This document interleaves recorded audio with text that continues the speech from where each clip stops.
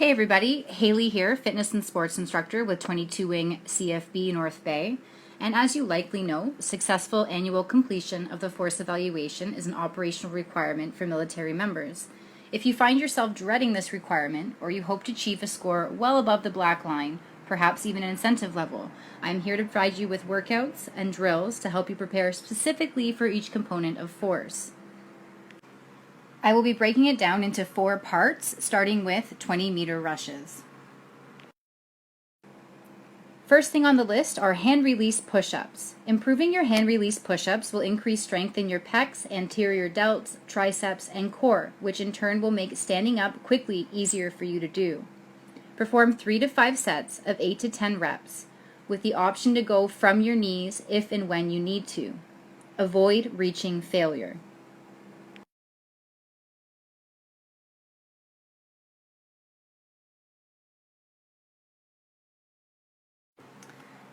The second exercise, or you could call it a drill, is a hand release plus a stand-up. So from a prone position with hands up, practice standing up as quickly as you can, as if you were going to run forward. The goal here is to find the technique that works best for you. Complete 2 to 3 sets of 8 repetitions.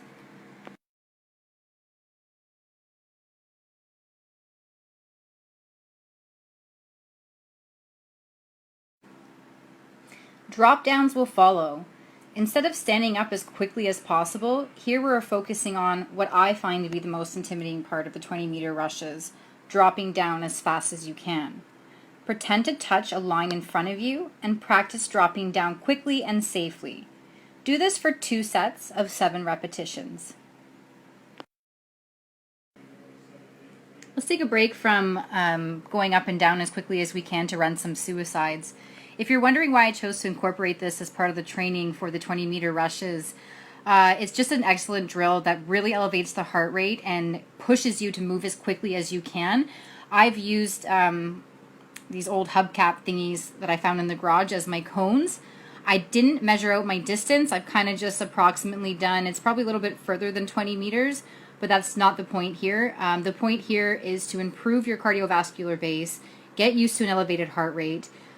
Performing this for 51 seconds minimum for at least 3 sets is your best bet, taking into account that you have a maximum of 51 seconds to complete your 20-meter rushes.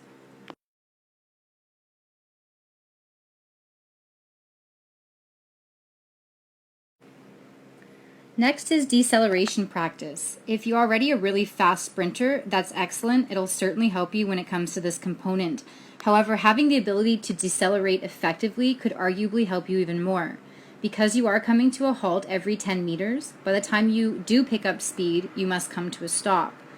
So practicing slowing down and coming to a stop quickly will definitely help you when it comes to performing the 20-meter rushes on your evaluation day. Go there and back twice and repeat that 2 times.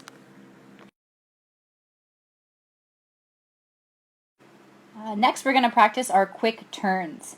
You have to fully turn around 3 times during the 20-meter rushes, so it doesn't hurt to practice this aspect of it. It may not go exactly as you practice during your actual evaluation, but it could potentially improve your time by eliminating a bunch of little baby steps that sometimes is taken to turn around. Practice again what technique works best for you, and repeat this for 4 to 5 sets of 3 repetitions. Finally, let's put it all together and practice a full 20-meter run. I set up 3 markers to which I approximate to be 10 meters in between each. I am also taking into account that the surface I am running on is extremely uneven. It's also wet in some areas and rocky in some spots. So although I do want to move as quickly as I can, I'm doing so safely to avoid twisting my ankle or injuring myself in any way. If you like to time yourself or have somebody you know time you, I encourage you to do that. However, it is a practice run, so don't worry too much if you aren't completing it within the 51 seconds, especially because we aren't doing it on the gym floor and your cones are likely not going to be measured out to exactly the right distance. Thank you so much for watching, and if you need further assistance with programming, do not hesitate to reach out to us. Have a great day. offering telefitness to Canadian Armed Forces members, which now has become accessible to all. Please check out the Get Active questionnaire provided by CSEP, link on screen. By continuing with this telefitness class, you understand that there is a possibility of physical injury, and you agree that you do so voluntarily and at your own risk.